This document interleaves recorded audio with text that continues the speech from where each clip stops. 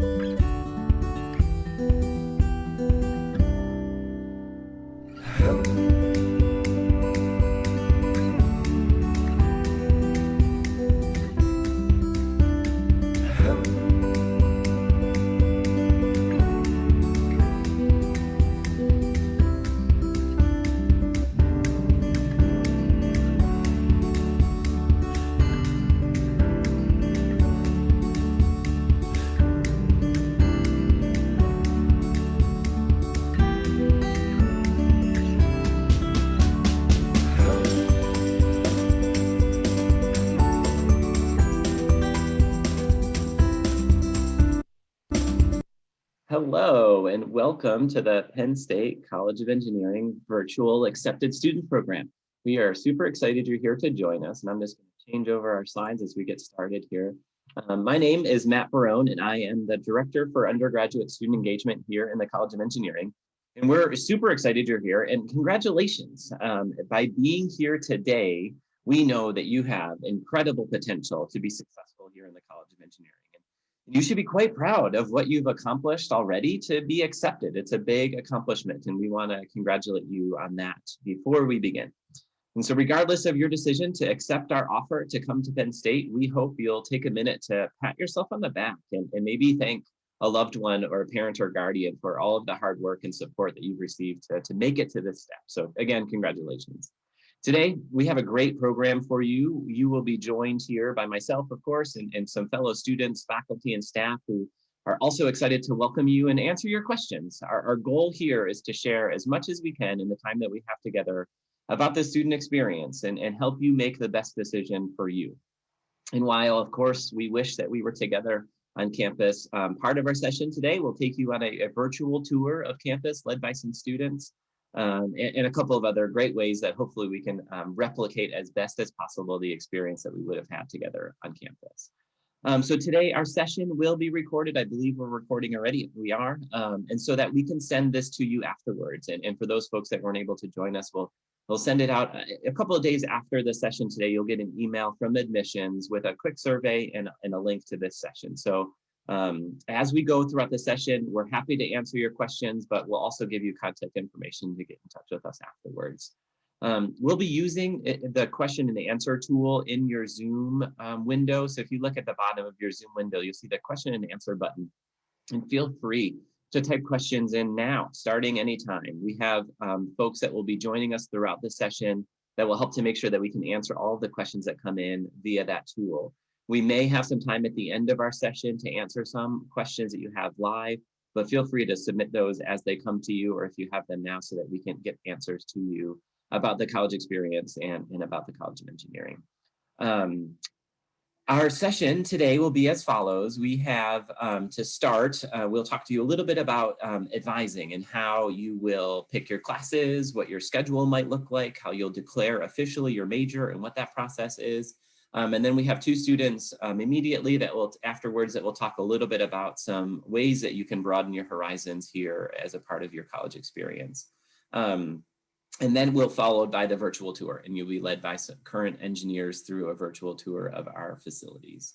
After our tour, admissions is continuing this event, and they've invited you to join them, and I'll provide the link in chat later on to learn more about the bigger picture university, housing, student aid, new student orientation, kind of the next steps in the process here as an accepted student.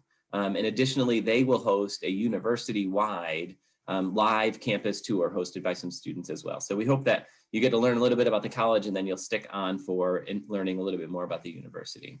And so before we begin, let me note that as a parent of a 5th grader and a 1st grader at home right now doing remote learning, I know this is a lot of screen time. And so if you need to take a break, perhaps every time you see the Nittany lion on the screen, that's a cue for you to stretch, stand up, do what you need to do for you. A reminder that you'll be getting a copy of the recording. So if you do need to take a quick break, know that you'll be able to zoom back into that recording at a later date. And so I'm excited to start us off by talking a little bit about advising and introducing one of my favorite colleagues, Maria, who is going to talk to you a little bit about the process for thinking about class schedules, what classes you might take, and how to declare and think about the different majors that we have to offer. So Maria, thanks for being here today. I'm excited to kick it off to you. Sure, thanks so much, Matt. So hi, everybody. I'm really excited to be here with you today. And I would like to reiterate what Matt said in congratulating you. And I'm really excited to be able to talk with you a little bit about the Engineering Advising Center in the College of Engineering. And so I am an academic advisor in the College of Engineering. I've been in my role for about 2 years, and I'm just going to kick it off. So Matt's going to advance the screen for me here. And I am just going to start by introducing the staff who work in the Engineering Advising Center. And so you can see we've got a director and an assistant director. We have some administrative support staff, and then you can see that there are a number of professional academic advisors in the college who are here to assist students really within the first 2 years of their time in the College of Engineering. And so our role is really to assist students when they have questions or concerns. So some of the things that we do in our office, we assist students in planning a schedule. We can help students if they have questions about entrance to major, if they're struggling in a class, if they want to explore majors, minors, degree programs, certificates. We can assist students in getting involved on campus or in the college. We can help them if they're looking to get involved in research or if they're interested in studying abroad. And these are some resources you're going to hear about later in the program. We can help students and guide them if they have questions about internships or co-ops. And then ultimately, our role is really to answer any questions students might have and to point them in the direction of the correct university resources that they might need to utilize. So that being said, Matt is going to go ahead and stop the screen share, and then I am going to start a screen share, and I'm going to do some show and tell with you today. So I'm actually going to take you to some websites, and I am going to show you actual resources within the college that you can utilize. So the very first page that I have navigated to here is the Engineering Advising Center website. And so this website really will help you to understand the resources that we have available, how you can meet with us, right? So the very first resource here that I like to point out is that you can schedule an appointment with us via a tool called Starfish that you'll learn more about later. The next thing I like to show students is that we also have opportunities for students to meet with us during drop-in hours. So right now, currently, Monday through Thursday, from noon to 4, students can drop in and see an advisor. First come, first serve, to answer real quick questions, 10 to 15 minutes at a time.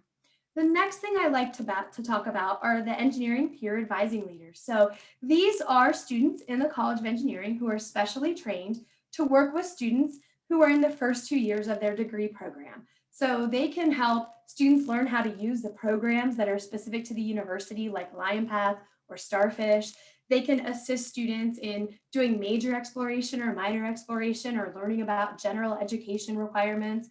And really, I love to refer my students to the EPALs just sometimes so that they can be a source of motivation to say, hey, I have been there, I have done that, I have lived through what you're going through, and you can do this, keep pushing forward. So the EPALs are a fantastic resource for our students when they might just need a little bit of an extra boost. The last resource in the Engineering Advising Center is that of faculty advisors. So sometimes the questions that we might get in the Engineering Advising Center are well beyond the questions that we can answer. And so, we like to point students in the direction of faculty advisors from each department to answer questions like, questions about graduate school or jobs, or if they have questions that are specific to the 3rd or 4th year of study that goes beyond our knowledge, then students can come in and they can see the faculty advisors to talk about some of those things. So the next resource I want to share with you is that of how to explore some of the College of Engineering majors. And so you can see I've navigated us to a page here where the dean of our college, Dr. Schwartz, does a little intro. And then down below, you can see the 15 majors that are offered in the College of Engineering that are specific to the College of Engineering at University Park. So a couple of things I like to point out here, some of the more popular majors in the college are aerospace engineering or computer science or mechanical engineering. And then some that students don't talk about as much or aren't aware of until they get here are things like nuclear engineering. We actually have our own nuclear reactor on campus, which I think is pretty fantastic, and our students get to utilize that resource when they're studying nuclear engineering. Another one I like to point out is engineering science. Engineering science is a degree in the college. It's the only honors college that's offered in the only honors degree that's offered in the college, and it's one where students can actually map their own adventure, so they can kind of create a degree that aligns with their passions and the things that they're interested in. And so I think that that's just a really fantastic major to talk about because not a lot of students know that it's available to them. Another thing that I like to point out is that in each of these programs, you can click on the program and you can learn more about this program via a video, about a 5-minute video. So you can watch as many of these as you want to help you to get a better idea about the majors that are offered at the college. Moving forward then, I'd like to show you a page. This is engineering degrees by college. So a lot of people don't realize that although in the College of Engineering at University Park, we offer these 15 degree programs, there are a myriad of other degrees that students can seek, whether that be through other campuses or in the College of Earth and Mineral Science. So you can take a look at this page and you can click on any one of these links to learn more about the programs at one of our campuses or within the College of Earth and Mineral Science. Just one that I like to point out because it's kind of special to me is here at the Altoona campus, there is this rail transportation engineering program. So Altoona just happens to be a hub for the railroading industry in the state of Pennsylvania. Norfolk Southern has a hub here. And so students who attend the Altoona campus who are interested in the rail transportation program or the rail transportation industry can come to Altoona and get a degree that's specific to this industry. And there are other majors at other campuses that are very specific to the location where those campuses are in the state of Pennsylvania. So that's something that I would encourage you to look at. You can click on any one of these programs and learn more about them. The next thing I want to show you, because I think it's really important, is the undergraduate bulletin. So the bulletin can allow for you to explore different majors, minors, and degree programs that are offered at Penn State. So I'm just going to very quickly show you how to utilize the bulletin. So I'm going to click on bachelor degree programs, and I'm just waiting for my computer to respond. I apologize, it's going a little slowly right now. So once I pull this up, then I'm going to go down here and I'm going to search by campus, University Park, and then you can look either by interests or you can look by college. Today we're going to look by college and we're going to look specifically in the College of Engineering. So you're going to see it pulls up all of the different options in the college, and I'm going to click specifically on Aerospace Engineering, and I'm just going to give you a quick, brief overview of the bulletin. So very first and foremost here, you can learn about the Aerospace Engineering program here. Then you can look at this page that says how to get in. And when I alluded to entrance to major requirements, this is where you can find the entrance to major requirements for any of the degree programs you may be interested in pursuing. So here for aerospace, I'm just going to quickly show you. It's right here. It's 29 to 55 graded Penn State credits. This excludes transfer and AP credits.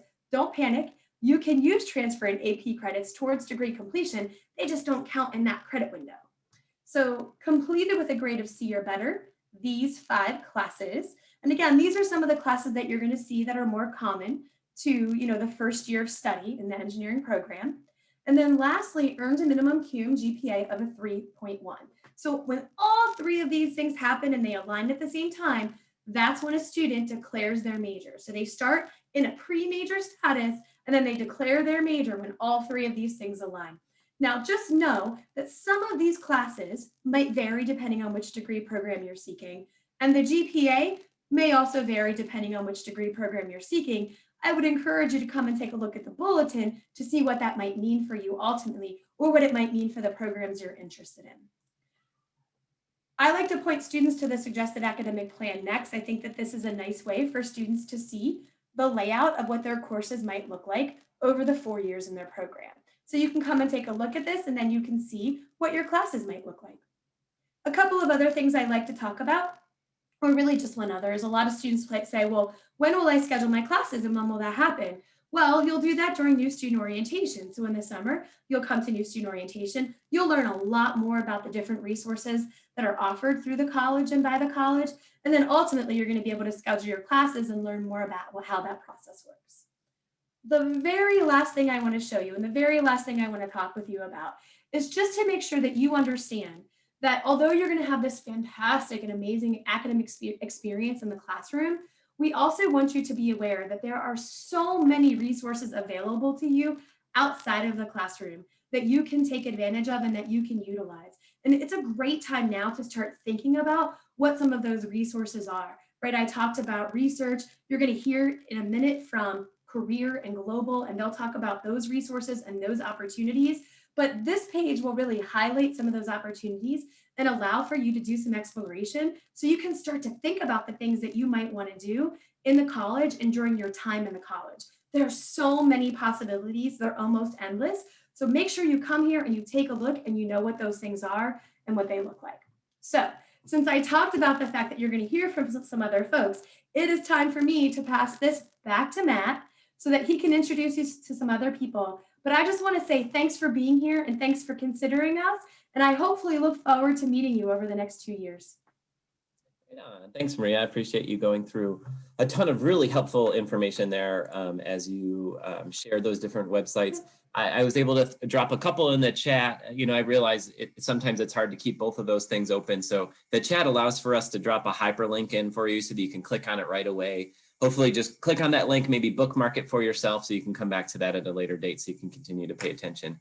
Andy is one of our global fellows and a current student who is up next. I'm gonna introduce him as he pulls up his slides to share with you and talk to you a little bit about the opportunities that you would have to study abroad or get international global experience as an engineer. Andy, take it away.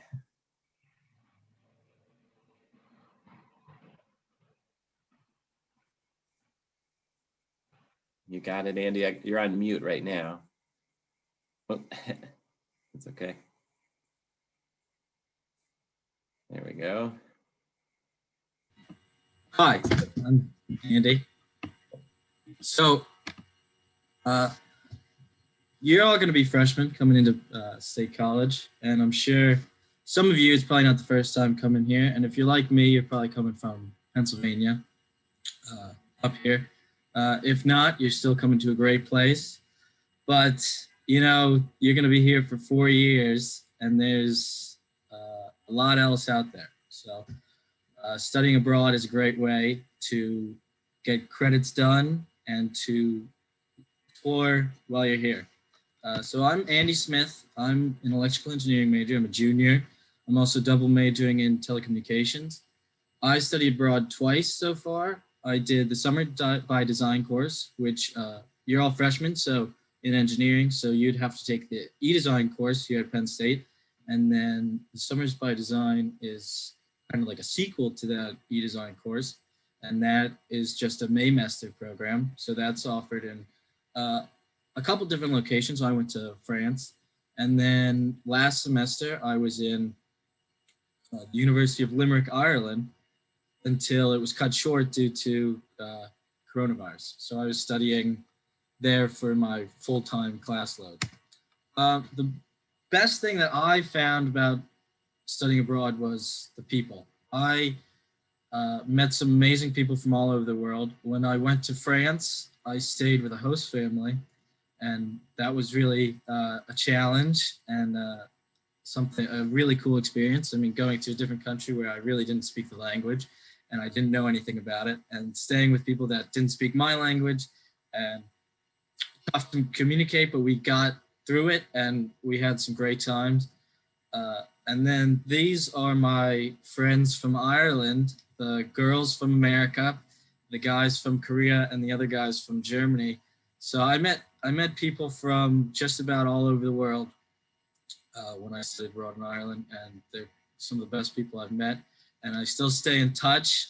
We've had trips planned to go visit them. So you never know what, I mean, because of COVID, they got canceled, obviously, but you never know what opportunities and experiences lie for you or lie ahead when you go abroad and the people you meet. Something else, exploring someplace new. I picked France because it looked cool. You know, you see the Eiffel Tower and stuff like that. When I went to London, you see the London Eye and Big Ben and stuff, and those are the big ones. But then we wanted to do something for the weekend, so me and my friends went to this monastery up in northern France, and it's like a castle right out of Game of Thrones.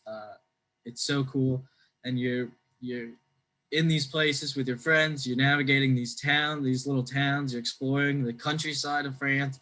It's really cool. Also in Ireland, I never thought I'd be road tripping around Ireland, sitting in a pub in Northern Ireland with two Germans and a Korean kid, talking to them about American politics and realizing I'm the only American there to kind of defend myself. But that's really the experiences you have. You never know what's going to happen, and you go on these adventures, and it's just really an amazing time. Frequently asked questions: am I too young? You guys, unfortunately, right now are too young, but don't worry, because there's no programs yet anyway due to COVID. But hopefully in the fall, when you guys get up here, it'll be back to normal, and there'll be options. Freshmen aren't too young to study abroad. I studied abroad after my freshman year. If you really try hard enough, you could study abroad spring your freshman year, but that requires a lot of planning. But there's a lot, if you talk to the fellows and you do some research on your own, you can definitely study abroad as soon as possible. Can you stay on track academically? If you plan ahead, you can stay on track. You really got to plan ahead, though, because if not, you could take classes that don't count or miss some classes or fall behind, and that's not what you want. So you got to do your research, talk to global engineering fellows, plan it out, look at those classes that people have already taken, so that no transfers over. The cost, for me, personally, it was cheaper for me to go to Ireland with room and board and tuition than it was to go to Penn State paying tuition and board, living expenses and stuff like that. Now, the extracurriculars, those can be more expensive. So I did some traveling while I was over there. That can add up if you're not smart about it. But I mean, if you're smart, you can there's a lot of good deals for traveling and stuff like that. If not, you're still in a great location at a cheaper price. And I know for some of the summer programs and some of the things, if you're out of state, you get in-state Penn State tuition prices when you go abroad. So it could help out if you're doing like faculty through Penn State classes. Where can you go? You can go just about anywhere. There's on pretty much every continent. You can go study abroad, from Korea to Israel to India. I was just looking at the places for this summer, and I was looking at Buenos Aires, Argentina. There's a great engineering program that goes to Peru and Italy. So you could go just about anywhere. You can look on the website, they have a ton of different stuff. My biggest advice is don't wait. As I said the whole time, you got to plan ahead.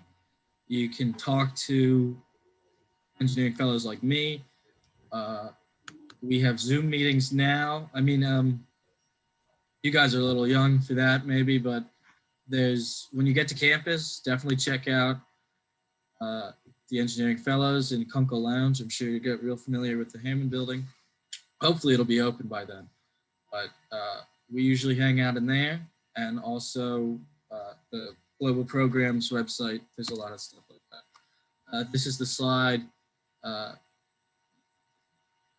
Because of COVID, spring study abroad has been terminated. Also summer this summer programs, most faculty-led programs have been canceled. But I mean, that doesn't affect you guys. Hopefully you guys won't have to deal with anything for COVID. But so yes, as I said, this is our Instagram page. You should follow us on Instagram, Global Engineering Fellows. And if you go abroad, then you can be a Global Engineering Fellow. And pretty fun time. You get to do a lot of activities, and you get to get a little scholarship. So there's my pitch. There's our website, our Instagram, and our email. So if any other questions, you can throw them in the chat. I can answer them. And if not, then send us an email or go to the website and follow us on Instagram. So thank you.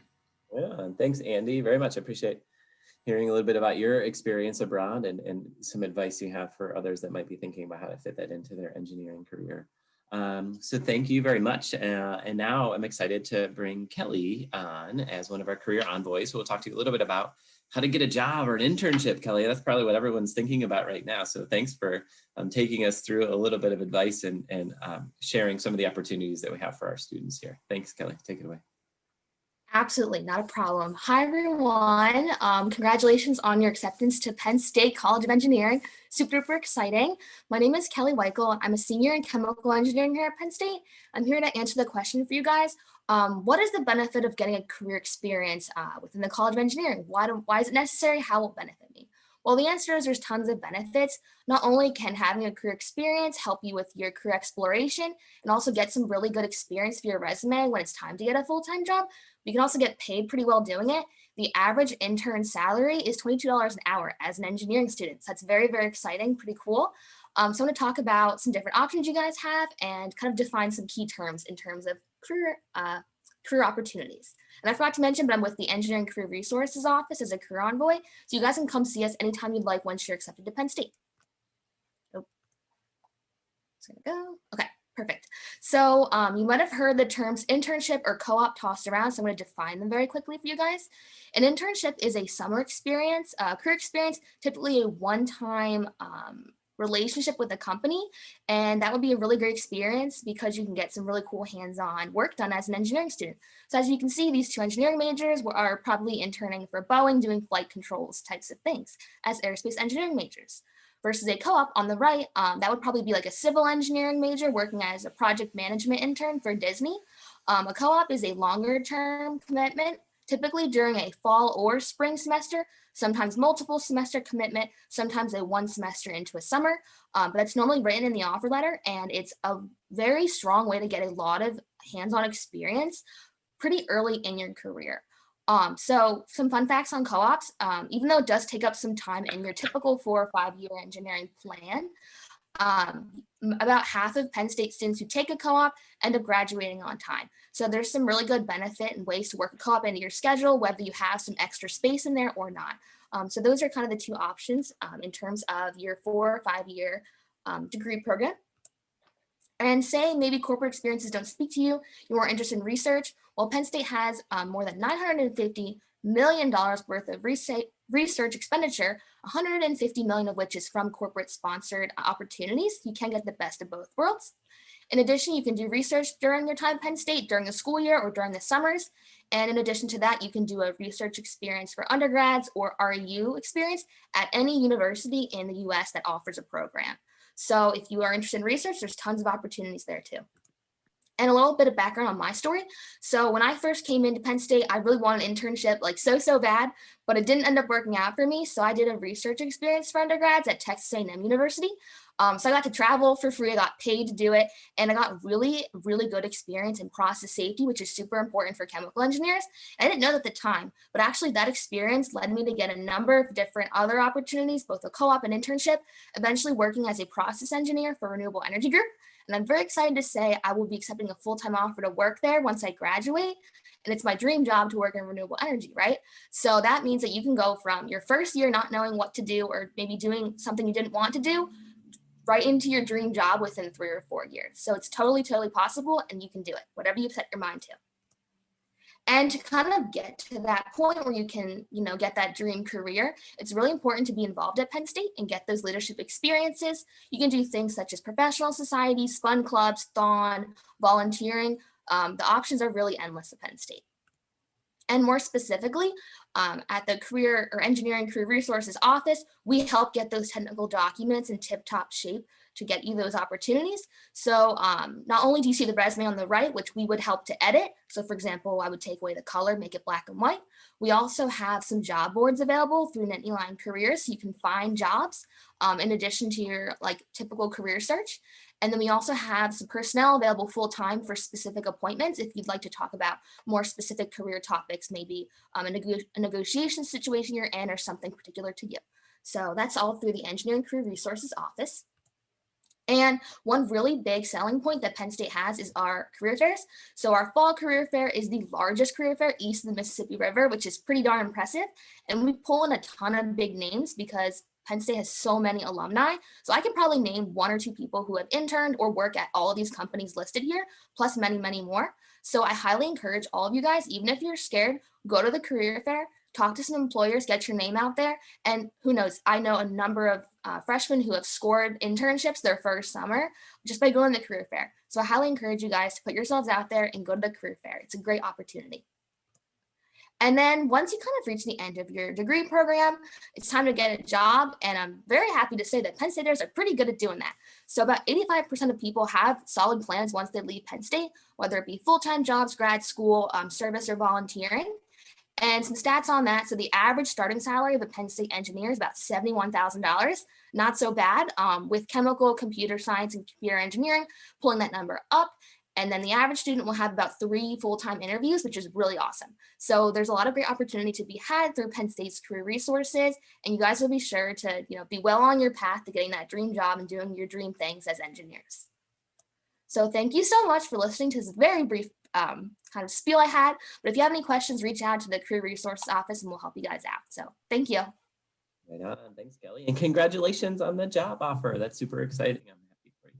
Thank you. Yeah, right on. That is the end of our presentation from our student section before the virtual tour. And so now I'm excited to bring up 3 students who are going to lead you through a virtual tour. And let me just say that they've worked really hard over the past couple of months once we knew that we would be virtual to put together a tour that does as best as possible, I think, to make you feel like you are here. So Andrea, Casey, and Megan, you're welcome to join us now and take over the screen share to take us through a virtual tour of campus, and we can pretend that we're all walking behind you as you talk through all of the good information they have to share. So take it away. Thank you very much for being here. Hi, so my name's Andrea. I'm a junior. I'm studying industrial engineering and I'm minoring in international art. So I will be answering the questions in the Q&A. So if anything pops up during the tour, pop it in there and we'll try to get to as many questions as possible and answer some big ones at the end.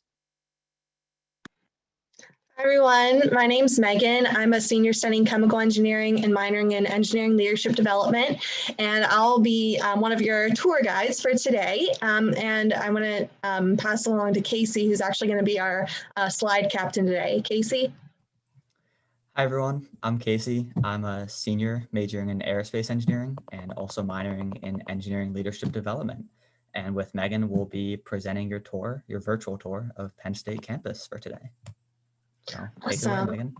Thanks, Casey. So we're so happy that you guys are with us today. And as much as we wish that we could be with you on campus, we really hope that this serves you well as far as giving you a really nice visual of what campus looks like, as well as a lot of the opportunities that we have on campus for you. So we're going to share with you a lot of our favorite places about the College of Engineering, also known as the COE.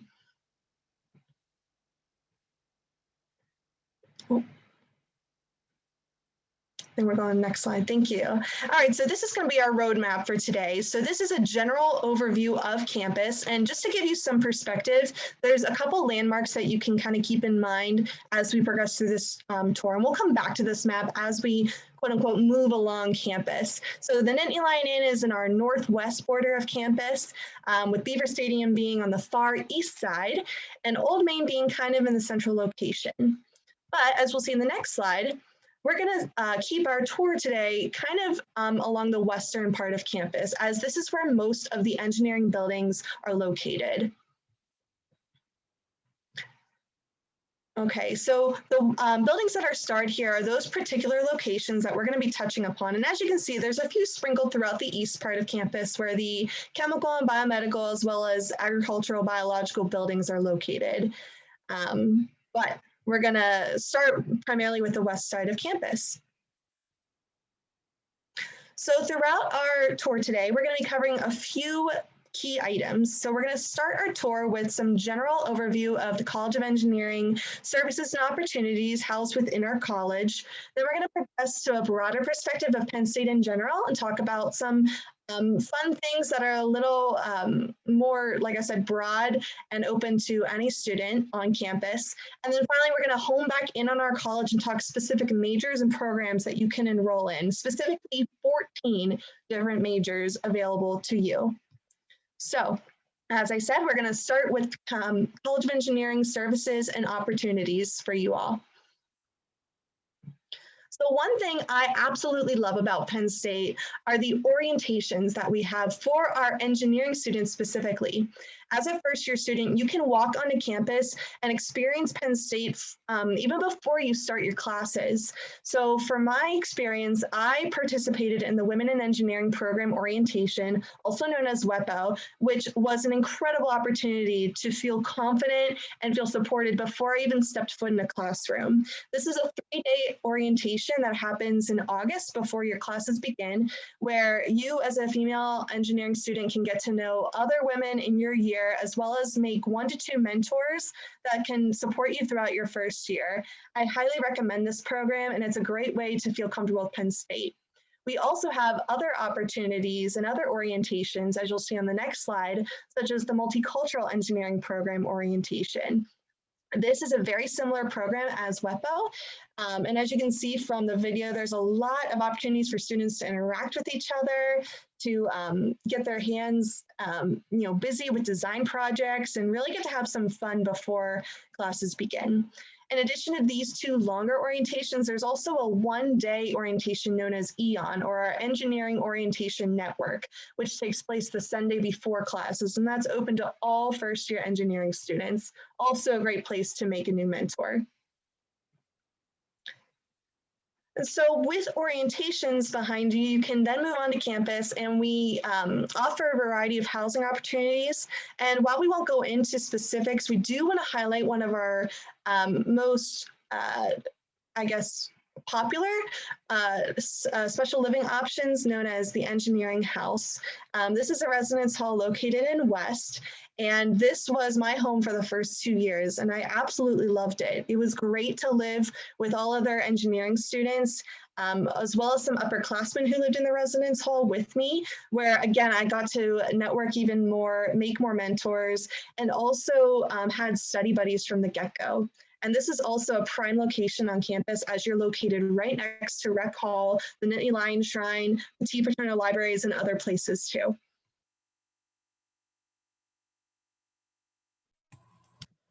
So you can see on the map, E-House is not too far from Hammond Building, which is starred at the bottom of the screen. Hammond is kind of the center of engineering at Penn State. And in Hammond, there's a few great things for engineering students. So first off is Kunkle Lounge, which actually connects Hammond to Sackett through a little L shape. Kunkle is a great place to meet up. I meet up there a lot of times to do group projects. It's right across the street from downtown. There's restaurants, grab food, or Dunkin' Donuts if you need coffee for a late night. There's a lot of different events there hosted by either companies or different majors or minors. In addition, in Hammond, there's the Engineering Library, which is personally my favorite place to study on campus. They have a bunch of cubicles in the back if you kind of want to be alone, just spend some time grinding out work. There's a big common area where you can work together with people. There's whiteboards to draw, and there's computers. There's also small rooms in the back you can reserve for group projects, which can be really useful. In addition, they have all the books you would possibly need for a research project. They have a copy of every engineering course textbook. You can rent these out for a couple hours at a time or overnight if you need to. And this can save you from having to buy a lot of very expensive textbooks over the course of your 4 years. And in addition, all the librarians actually hold engineering degrees, so they'll be able to help you with any research projects and they'll understand all your technical needs. This is also on the tour usually where we talk about personal computers. So sometimes people ask us if PCs or Macs are better to bring to college. And personally, we don't really recommend either. It's just whatever you prefer, whatever you're more comfortable with. I personally have a PC that's worked great for me. I've been able to download the software I need. And in addition, computers on campus will also have all the programs and software you need to perform your class projects. So you won't always need to download them on your own personal computer. You can use the ones on campus. Also in Hammond Building is the Dean's office, which is on the first floor. And under normal times, you could walk through there, pick up scholarship papers or drop them off. The dean started in 2017 and he's been great. He's been focusing on increasing minority and female enrollment in engineering, which is really a great thing for the college. So one of the cool things about your first year of engineering is there are 2 courses, your first year seminar and engineering design, which I'll get to in a second.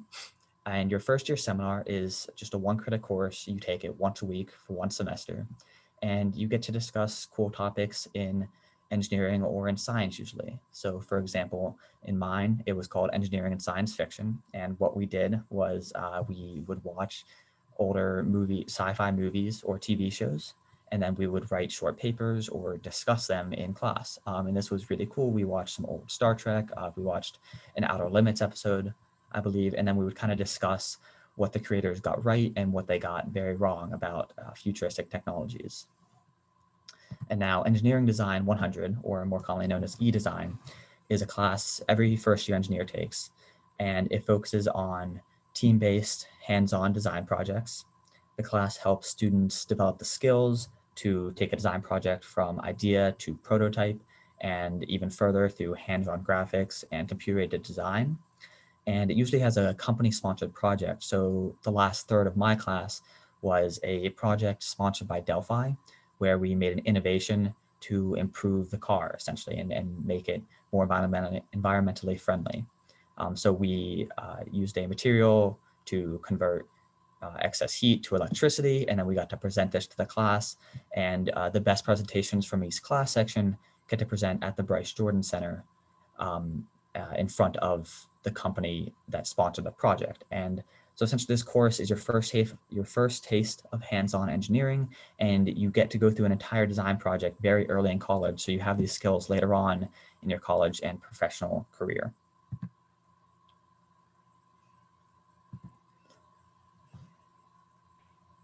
Okay, and another great place where you can practice those presentation skills and group work skills is in our Engineering Leadership Development Program. This has been an absolute game changer for me specifically at Penn State, as this has really guided where I want to take my career path and how I've really excelled in college. So this minor is an excellent opportunity to develop those soft skills. And when I say soft skills in engineering, I'm referring to those skills such as public speaking, teamwork, collaboration, emotional intelligence, conflict management, all those things that are so important for the engineering industry that you don't necessarily gain in your engineering classes. So this is an 18-credit minor that's very easily integratable into a lot of engineering majors. I know for mechanical engineering, students only have to add one more class to satisfy both major and minor. So there's a lot of great overlap. There's also opportunities to study abroad with this program as well.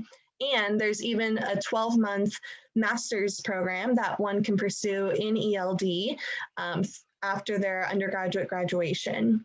And this year, we've also started a student arm known as Engineering Leadership Society, or ELS, whereby we're trying to create a community of these students so that we can strengthen the program and bring more people into this awesome minor. In addition to ELD, there's also a program known as HESE, which is Humanitarian Engineering and Social Entrepreneurship. As you can see from the video, this is an opportunity for students also to travel abroad, but it's really a combination of engineering and humanitarianism, as well as some business concepts too. Students take their innovation and combine it with their want to make the world a better place, particularly in low and middle income countries. So again, this is a great combination of engineering and business, and it's really a way to focus in on stewardship and sustainability across the world. And I know this has been a game changer for a lot of engineering students, as you know, their activism is really the driver for a lot of their participation in this program. So kind of pivoting off of these great professional opportunities, we also have a lot of services, as I know Kelly was saying earlier, to develop your professional life. And that's through our engineering career services. We have one of the best offices in, I think, ever, with all of the professionals available to talk to you, as well as our student leaders or our career envoys, as you just saw in the video, that are available to you with their own office hours. These peer advisors are folks that can look over your resume or cover letter. They can give you advice on applying or how to interview or design that awesome elevator pitch at the career fair, which is so important for preparation, as we'll see in the next slide. We have 2 huge career fairs each year, one in February and one in September, both held at the Bryce Jordan Center. For this past fall, we actually had an online platform to replace that large setting, and that was conducted through an online platform known as Breazeale, which is, again, where recruiters could come and meet a lot of undergraduates that were eligible for internships, co-ops, or even full-time positions. And really a great way just to network and build those relationships. We have such a vast network at Penn State, and I can attest to this personally, as I've had 2 internships, one at Air Liquide, which is an industrial gas company, and one at Merck, which is a pharmaceutical company. And I'm happy to say that I will be working for Merck following graduation, and would definitely not have that opportunity if it wasn't for Penn State and the network I was able to build through this College of Engineering experience I've had. I know Casey's had internships too. Casey? Yeah, so this past summer, I was able to intern with a small company called HESE Consulting Group down in Maryland, and they work with the Department of Defense to manufacture electronic equipment for radar systems, and it was a really cool opportunity. And in fact, I met the recruiter from this company at the career fair last February, which it was definitely not a company I would have found out otherwise. So it was it's really great that Penn State holds these career fairs for us.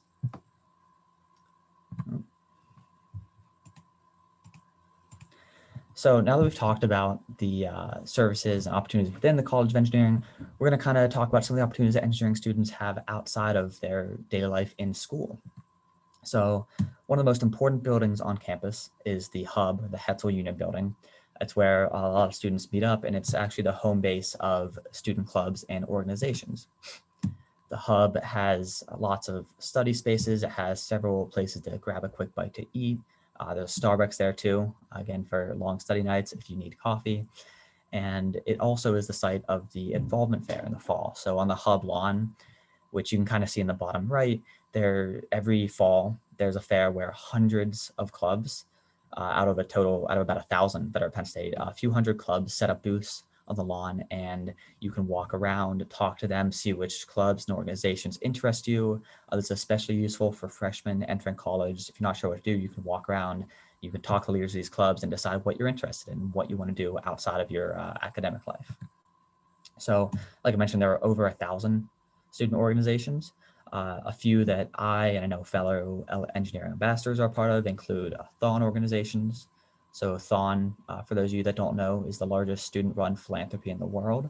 And there's dozens of clubs at Penn State which either raise money for Thon or actually contribute to the running and organizing of the event. There's also dance teams, there's honor society, there's Greek life, there's clubs for nationalities and languages and foods. There's literally any clubs you can think of. In addition, there's club sports and intramural sports, which are really great opportunities for students to continue playing sports after high school without putting in the commitment of a varsity level sport.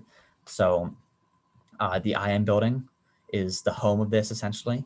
The IM building has a weight room, a running track. It has tennis and badminton and volleyball courts, and there's even a turf field in there. There's a climbing wall. So it's a great location to do any sort of exercise or recreational activity. They have programs you can sign up for, like fitness classes or intramural sports that go on once a week. In addition, there's 2 other gyms across campus, like Megan mentioned, the Rec Building earlier, where you can go and do similar activities. Okay, so in addition to the hub and the IM building, we also have another well-beloved building across campus known as the Paterno Library. So this is kind of located in the center of campus and is actually right next to eHealth. Within Paterno libraries, we have a lot of quiet spaces that you'll see on the next slide, where they're really great to just focus in on your studies. There's also some group work areas, as you see in the slide as well. The 2 pictures at the top of the slide were taken in what we like to call the Hogwarts room, which if any of you are familiar with Harry Potter, you'll know what the castle looks like and all the libraries. So it's a very nice big room that's very quiet and very good to focus in on your work. In addition to that, we also have the Maker Commons in the same library. And as you'll see from this video, there's a lot of great 3D printed opportunities where students can prototype a circuit using supplies, using little bits. And there's places to collaborate and to really work with your hands and get some designs to come to life with a group. So also a really great place to build. And speaking of building, we're going to now navigate to our Learning Factory, which is on the western border of campus. Within the Learning Factory, students can learn how to use power tools, a lot of different big pieces of equipment to build projects. I know that students often get certified to use power tools, and we have a lot of great build nights where students can learn specifically how to use these tools and also get to come out of that night with a with a nice physical prototype that they've developed throughout their time in the Learning Factory.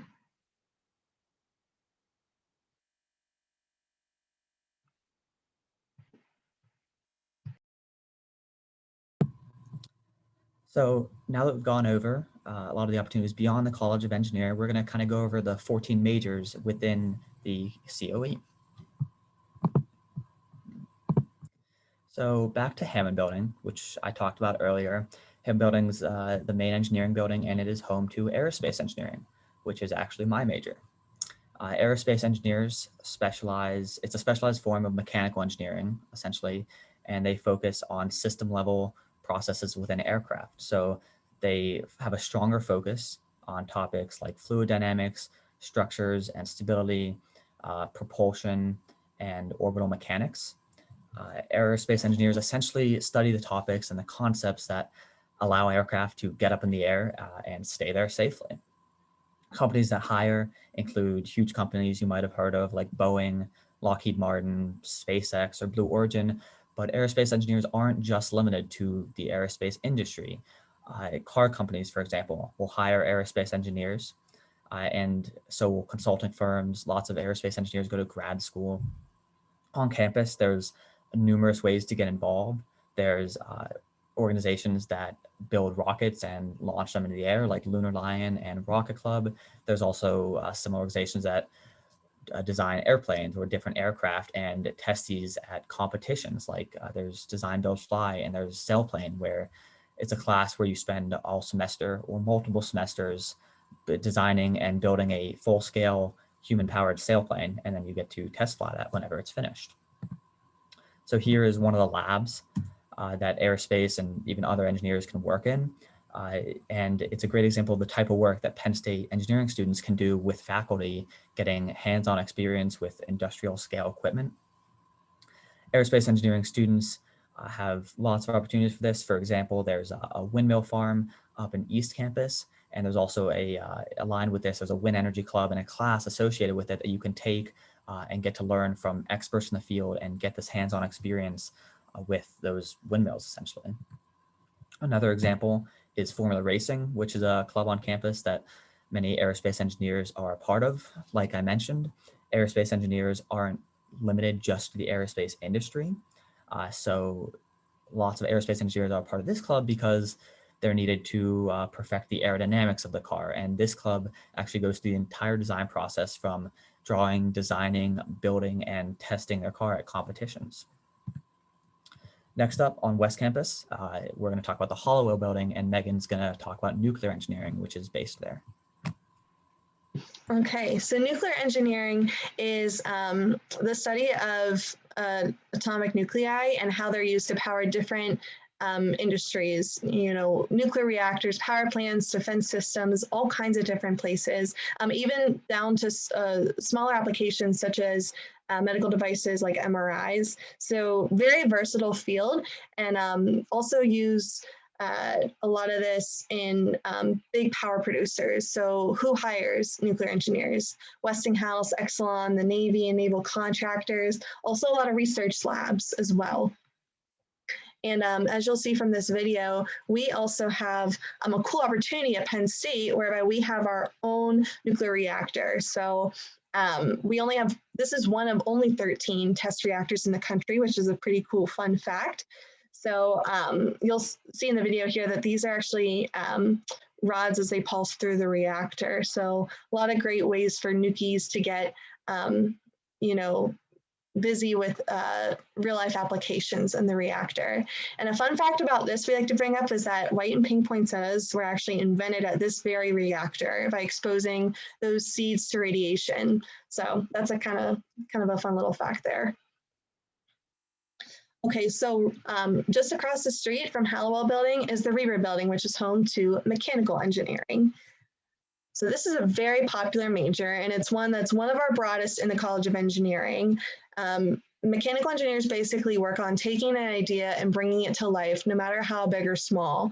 They really know a lot about different subject areas, such as thermodynamics, fluid mechanics, vibrations, strength of materials, statics and dynamics, and the list goes on. They also do a lot with design and a lot with 3D printing. I have a good friend who's mechanical engineering, and he's really done a lot there. And we have those labs, like we kind of talked about earlier, for you to be able to bring those concepts to life.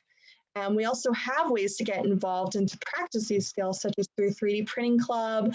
We have design challenges and advanced vehicle teams, and our professional society association for, or American Society for Mechanical Engineering, or ASME. We also have research opportunities available for mechanical engineers. As you see, we have our Center for Innovative Materials Processing, which is another 3D lab, and a great way to practice additive manufacturing, where you can use a lot of different kinds of materials to bring that design to life, as I was saying earlier.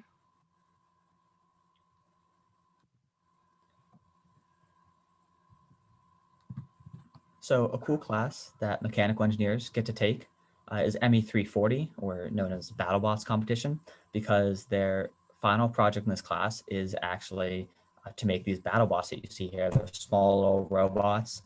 You get to design these, you build them, and obviously you test them by fighting out in a ring. It's a really cool class. I'm jealous. I wish I had gotten to take it. And the creativity and like the free reign that these students are given is really cool. And it's just one of the great opportunities you get to do in class as a mechanical engineering student.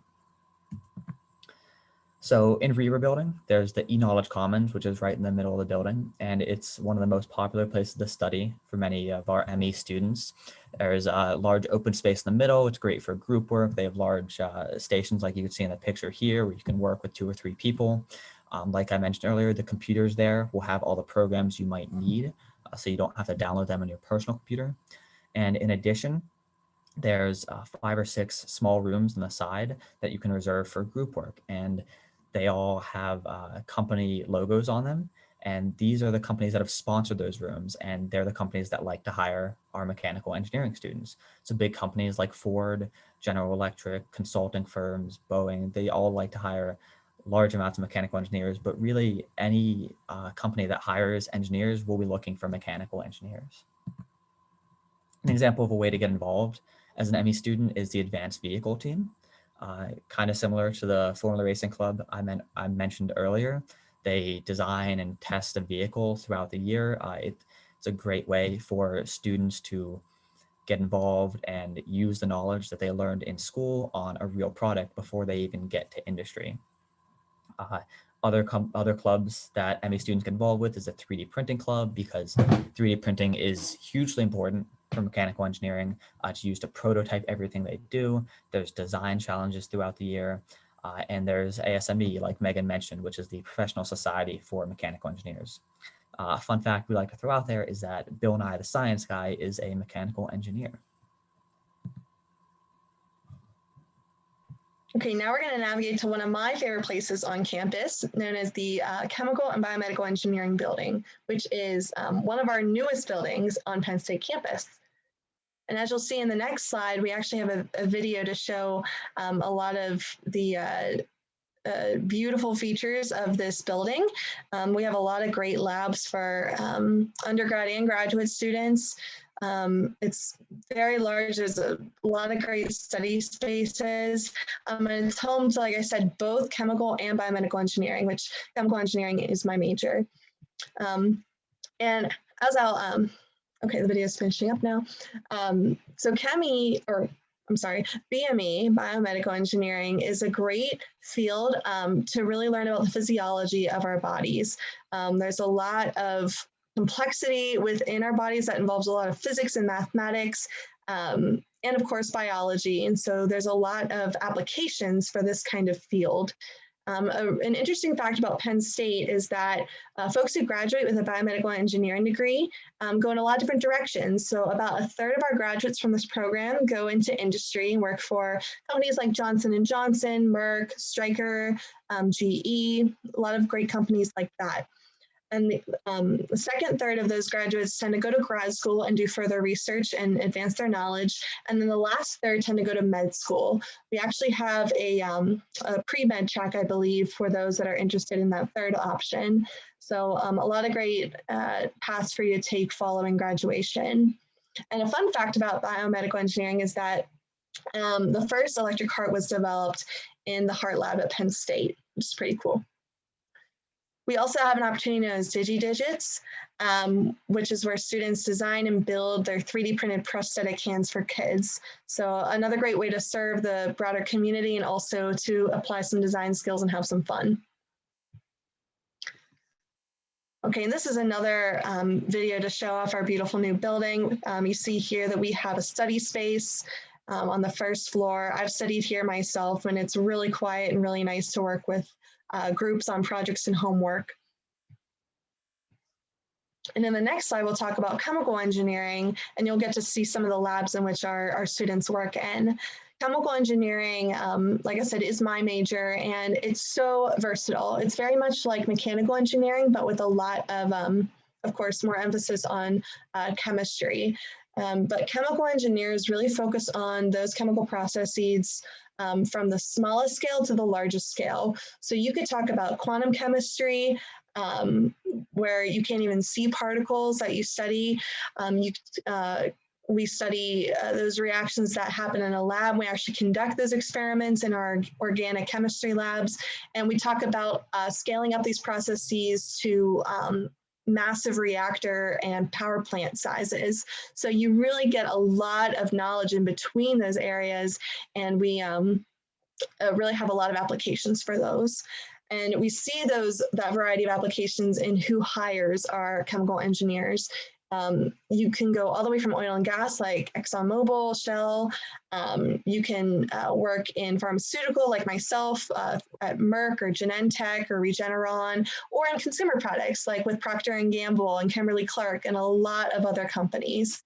So other great ways to get involved in chemical engineering are through our professional society.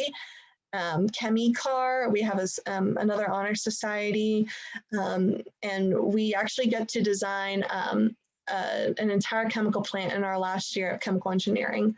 So a lot of great ways to collaborate, and it's pretty versatile too.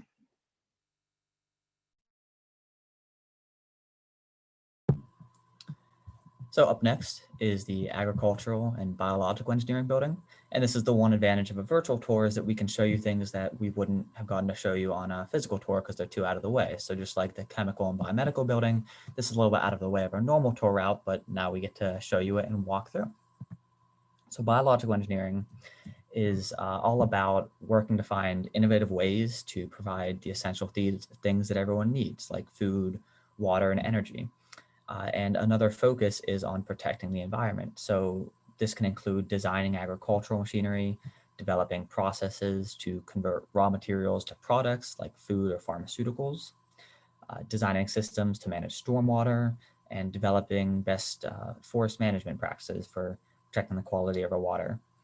Biological engineering students, they focus on a specific area by choosing within the major, either agricultural engineering, food and biological processing, or natural resource engineering. Companies like John Deere, PepsiCo, Anheuser-Busch, and Johnson & Johnson all like to hire biological engineers because, like I said, they're focusing on taking resources and making them into the products that we use. So this is one of the labs that biological engineers get to spend their time in. The CSL bearing fermentation facility, it works on making small amounts of products in a vast array of conditions so that the researchers can understand how the raw materials will react under different situations. Ways to get involved for biological engineering students include their professional society, which is very active, and they have a cool club called the PSU Polars, which every year designs, builds, and tests a quarter scale tractor each year to take to Illinois for a national competition.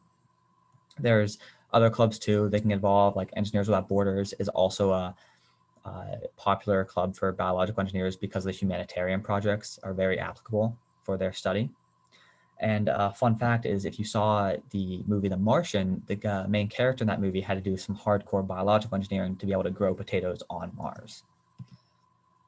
Now, in Sackett Building, which borders Hammond, like we talked about earlier, Sackett is home to civil engineering. Civil engineering is one of the oldest disciplines around. There used to only be civil and military and non-military or civil engineering.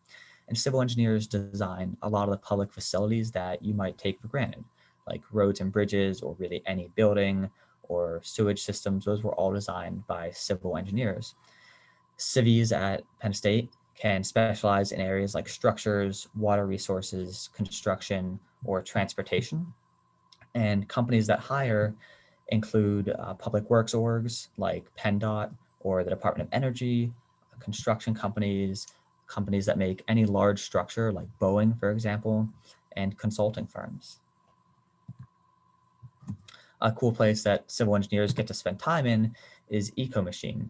Civil engineers get to work about wastewater treatment using natural plants. Dr. Brennan, pictured here, runs this lab, and it's always kept at 65 degrees year round, which would be a great bonus considering how the weather can get in Pennsylvania sometimes. And a club that we always talk about with civil engineers is Concrete Canoe, because as you can see, they actually go through the process of designing and building canoes made out of concrete. And pictured on the top there, they actually float, which always amazes me. Other ways to get involved as civil engineers are Steel Bridge Club, Engineers in Action, Engineers Without Borders, which isn't strictly limited to civil engineers, but it deals mainly with humanitarian projects, and civil engineers have experience that's very relevant to that because they're often building sanitation systems or buildings or research management. And at this point in the tour, we typically like to transition to our beautiful Westgate building you see pictured here in this video, because back in the day when this was designed in France, actually, they brought this design over to State College and started building and realized that the building was too heavy. So our civies were challenged with coming up with a way to prevent this and to make this a safe design. And they were able to reduce the weight by kind of hollowing out the building, as you see in this tunnel video here.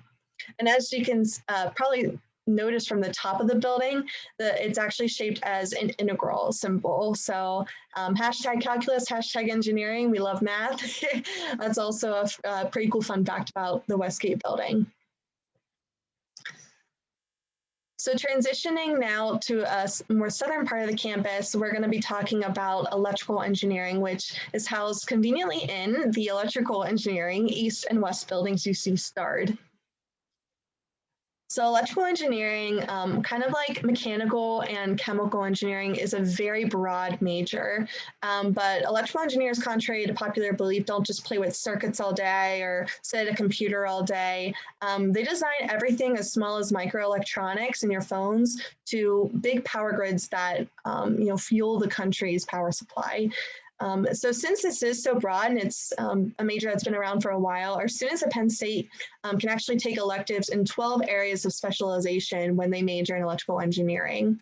It's also a cool major because in your first year, electrical engineers get to take a seminar where they learn about relative electrical engineering skills such as the ham radio or an Arduino board, which can really get them jump-started into this major and get them working hands-on from the start. And all industries hire electrical engineers. We definitely need electrical engineers in a multitude of applications. Some popular industries include the energy industry like Exxon and Westinghouse, aerospace and defense, automobile, even tech, Google, IBM, Siemens, a lot of different applications. Electrical engineers can also attend grad school and even med school and law school. So there's a wide range of possibilities. In our next slide here, you'll see that we have another opportunity to get involved known as the Institute of Electrical and Electronic Engineers, or IEEE.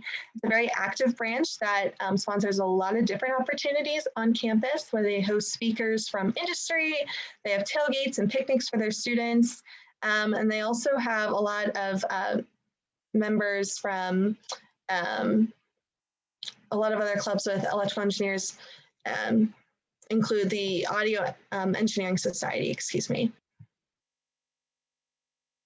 Okay, in our next slide, we're gonna move back to the Westgate building and talk a little bit more about civil engineering, or where we talked about civil engineering. This building is actually home to computer science majors, computer engineering, and data science majors.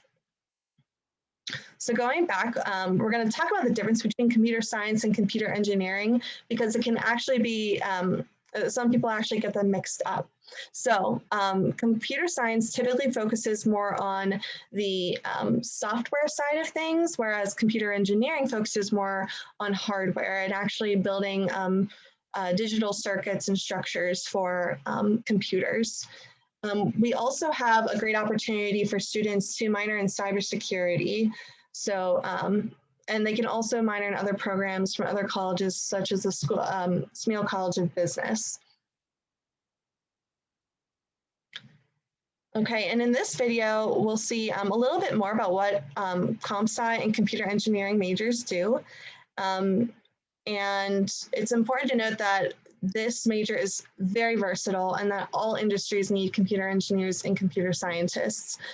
Big companies that hire from this area include companies such as Capital One, JP Morgan, Microsoft, IBM, and Lockheed Martin, just to name a few. So there's a lot of ways to work on those skills to go seek out opportunities at those companies later on. And at Penn State, you had a variety of organizations to get involved in. So we have Virtual Reality Club, Association for Computing Machinery, Association of Women in Computing, and Hack PSU, which is a really big hackathon that we host every year. So this is another great way for students to really diversify their profile, especially since they get to actually learn 6 different programming languages throughout their time in these majors. Okay, and kind of to pivot from those 2 majors, we also have data sciences housed in this building. So this is an inter-college undergraduate major with 3 options, each kind of housed in a different college. So the College of Engineering option specifically looks at the design and analysis of software and hardware for processing large sets of unstructured data. And again, this is another great video of the Westgate building. A great place to study, even though I'm not in data science or computer or engineering, I've studied in here myself, and it's been a great place to focus and study. So a little bit more about data sciences is this major and these professionals are typically ones that control what you see on your screen. So if you've ever seen those ads that pop up in your on different websites you come across. A lot of data science majors study what controls that and the algorithms that go into those programs. So everyone hires these majors, data scientists, graduates are very competitive for analytics positions across a lot of different industries.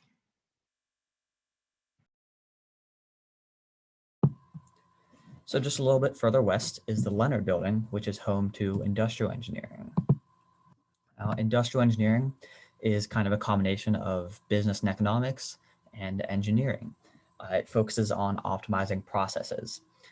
IEs can work with processes like how an iPhone gets put together or how the supply chain of a manufacturing center is set up. They also work with minimizing risk and injuries in industry. Penn State's IE program has a pretty heavy focus on manufacturing because Pennsylvania is such a big export state with a large manufacturing focus. Although there's a focus in manufacturing, Penn State IEs are still taught highly sought after skills like data analytics to make sure that these students are equipped to handle new emerging methods in process optimization. So a cool thing that is in Leonard Building is the FAME Lab, which I'll talk about a little more in a second. But the FAME Lab includes a lot of equipment that was all donated through companies that want to hire our industrial engineering students. So students get to work on these machines and these equipment and have the knowledge and experience when they come out of school. A cool class that IEs get to take is IE 307, where students learn about all the different types of 3D printing, and then they print some of their own designs for their final project. So a little more about the FAME Lab. It's the Factory for Advanced Manufacturing Education.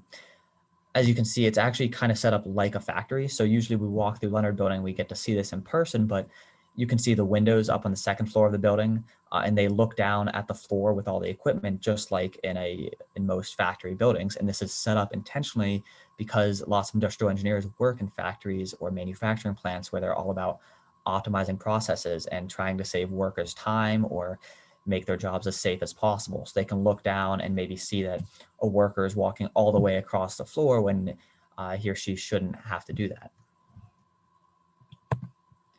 And up next, we're going to talk about the engineering units, which are right behind Hammond, and they house the architectural engineering major. So architectural engineering is all about keeping buildings upright. So architectural engineers and architects work together to design and construct buildings. Architects mainly will design the buildings, then architectural engineers will make sure that they're safe, secure, resilient, sustainable, and productive. AE is a 5-year program at Penn State.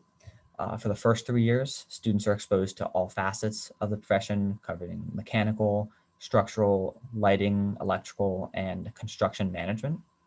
For the final 2 years, students get to pick one of those disciplines to specialize in. In addition, for students interested in a master's degree, AE offers a bachelor's/master's program, which only adds an extra 12 credits. In addition, there's a lot of overlapping courses, so it's very possible for students to pick up a minor in architecture studies or residential construction. The companies that hire architectural engineers are mainly AE design firms and construction companies. A cool fact about Penn State's program is that it has virtually 100% job placement. There are literally more employers looking for our students than we have students in any given year. AE has its own job fair with about 130 companies attending, and 60 to 70 more companies come later in the year just to add to the opportunities that our students have. Ways to get involved as architectural engineering students is the professional society, the Student Society of Architectural Engineers. There's also the Illuminating Engineer Society and Solar Decathlon. And clubs like these allow the students to take the concepts and projects they work on in school and apply these to clubs that are a little bit outside the direct realm of their classes, and they get to more experience working in groups, working with the same concepts that they learn at school and making even cooler projects and designs. Another great facet of the architectural engineering program is that they get to study abroad. A lot of our AEs go to Rome and China. I had a really good friend who went to Rome for 4 weeks in June and absolutely loved it. So getting that immersive experience is also really key for architectural engineers. But you can study abroad if you're in any major. As a chemical engineer, I got to study abroad through our CEDTAP program on a 2-week design trip to San Sebastian, Spain. And that was after my first year of college. So I studied abroad pretty early on. It was the perfect length for me. It was actually one of my most favorite 2 weeks of my life. So definitely a great opportunity to explore the world a bit. And on our next slide, we'll see that we're coming to our last major that we'll talk about. We've talked about a lot today, so thanks for sticking with us. We're going to be exploring our Earth and Engineering Sciences building. So this houses our engineering science major, which, as you'll see in the video, is housed in this lovely building. And engineering science is pretty much our honors major within the College of Engineering. There's a lot of great opportunities within this major to mix and match classes that you're interested in and different facets from different engineering disciplines together. So it's really cool where you get to mix a lot of these different interests together. And everyone in this major gets to write a thesis on a particular subject area of their interest. On the next slide, you'll see that there is quite a lot of different applications for this major. About half of our graduates from engineering science go into industry, and the other half pursue further academia to pursue those specific interests of theirs. So engineering scientists can really work in any kind of field that they want. Some examples include R&D jobs at Volvo, National Instruments, Capital One, and others within the medical field or energy field or wherever these innovative minds are needed. You can get involved with engineering science by joining our Society of Engineering Science. They really do well at the Reber Building competition and recently placed 3rd at nationals. So we have a lot of great talent coming into those opportunities. And a fun fact about engineering science is there was someone who made their own artificial intelligence or AI major within engineering science. So if you're really interested in kind of unique facets of engineering like that, then engineering science could be a great opportunity for you at Penn State. Okay, so we're wrapping up our tour here. And again, we want to thank you so much for joining us today. And there's a lot of information, and we hope that you were able to utilize that Q&A well. But again, we touched on those core College of Engineering services and opportunities at the beginning with the career services and engineering house and a lot of those different specific programs, and then broadened out to talk more about Penn State in general and student organizations. And then of course, ended with all of our majors that we offer in this college. So we really like to end our presentation on a sentimental note, as you'll see in the next slide, featuring our beloved Nittany Lion on why we picked Penn State. And so I'll go first and pass off to Casey to share his story. But I really loved Penn State from the moment I stepped foot on campus for the first time. I think when I was 8 years old, it just felt like home. And I know that might be a cliche saying, or maybe if you're looking at other colleges, that's what other tour guides have said, but it really is true. It was just this sense of peace, this sense of belonging, and also enthusiasm. Hopefully we've exuded our enthusiasm and passion for Penn State and Penn State engineering to you. And I can honestly say that I've not only developed as an academic and a young professional, but also personally and as a young adult in the world through Penn State and all that it's taught me. So definitely, I really hope you consider us. Yeah, and when I was deciding for college, I mean, I think like Megan said, there's a lot of cliches you can say when it comes to Penn State's campus, and I think they're really all true. And whenever I was deciding, part of it was the fact that I knew I wanted to go in engineering, and Penn State does have a very good engineering program, lots of opportunities for research and for really good academic success. But honestly, one of the deal breakers for me was just that I knew everyone that went to Penn State, everyone that my parents had known that went to Penn State, they all loved it. None of them had regretted their decision. They all had a fantastic experience. And I think our humongous active alumni network is a testament to that. Penn State, being such a big school, allows you the opportunity to do anything you want. and you really have the opportunity to grow as a student, as a person, as a professional through all the opportunities available to you here. And so, yeah, I think really Penn State just gave us the opportunity to do anything we wanted and to become the people that we are. And I don't know if Andrea wants to share her reasoning, go ahead.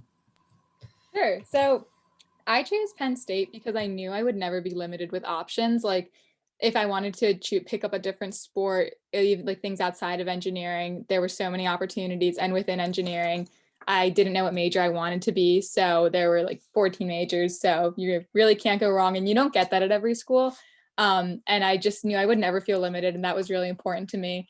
And like Casey said, like all Penn Staters love Penn State. College is so much more than just school. It's going to be like the next 4 years where you're living. So it's really like, it was really important to me to find a place where I would be happy. And that was Penn State.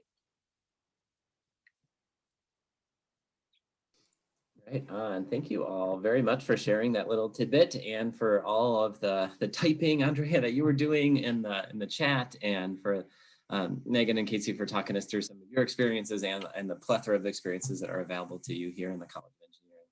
I just dropped in the chat, not the question and answer tool, but the chat, the link for your next session. So we invite you to now join admissions, where you can learn a little bit more about when you have to accept your offer, financial aid and scholarship, housing beyond just eHouse, and so many more things regarding the next steps that you'll take as an accepted student. So please take a look at that link. That session starts promptly at 4:30. So you're welcome to sign off now and get a quick drink or a bathroom break and then head over there. But I also threw in there an email address that if we didn't get to your question today as they were coming in, please feel free to shoot us an email and we will answer those questions as soon as we can throughout the week. Know also that you'll get a survey and a copy of this recording in the email later on, so you can reference back to some of the information that was shared today. So thanks again to our panelists, and thank you for joining us, and we hope you enjoy the rest of your visit with Penn State. Take care.